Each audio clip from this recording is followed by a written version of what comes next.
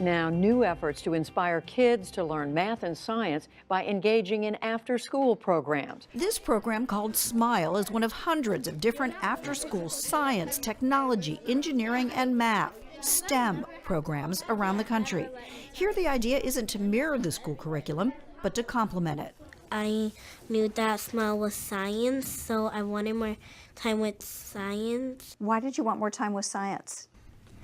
Because I don't get that much science in my class, and because I like science. Nationwide, only about half of fourth graders get hands-on science activities at least once a week.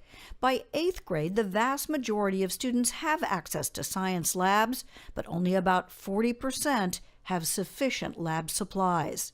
It's why after-school opportunities have taken on added importance. It's fun. We got to do a lot of building. STEM advocates say classes like this one that encourage teamwork and analytical thinking are critical in our increasingly technological world. Klaus von Zastra runs a business-backed nonprofit that works to expand and improve STEM education. When we see the rate at which STEM skills are increasing in importance in jobs across the country, we would like to see the same increase in student performance in STEM in our schools, and we're not seeing that yet.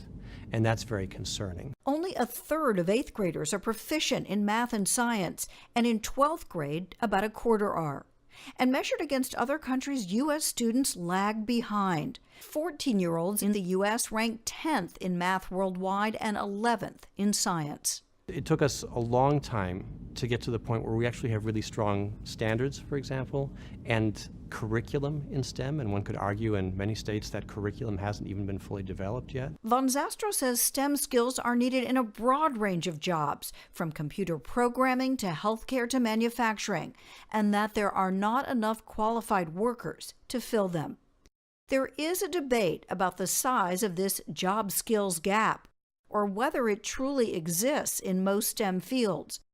But government studies show STEM jobs are growing faster than other jobs and do tend to offer higher salaries. The research shows that the earlier we interest kids in science and technology, the more likely they will follow through with it. After-school STEM programs tend to be local. Carol Englander started SMILE in Rhode Island based on a program she saw in Oregon. Funded by corporate and foundation grants, it now serves over 500 students in the state from 4th to 12th grade. Everybody show me your two sets of wheels, your two axles. The lesson for these middle schoolers in Pawtucket: design a car, taking into account mass and momentum, and ensure it will protect the passenger. In this case, a hard-boiled egg. What do we see as one immediate concern? It's not hard to get kids enthusiastic about hands-on science and engineering. I want to be an engineer when I grow up. What do you want to do? I want to create things. But it is difficult to sustain that interest, especially as classes get more difficult. Any cracks? We work very hard at promoting a cohesive peer group where everyone knows it's cool to be smart.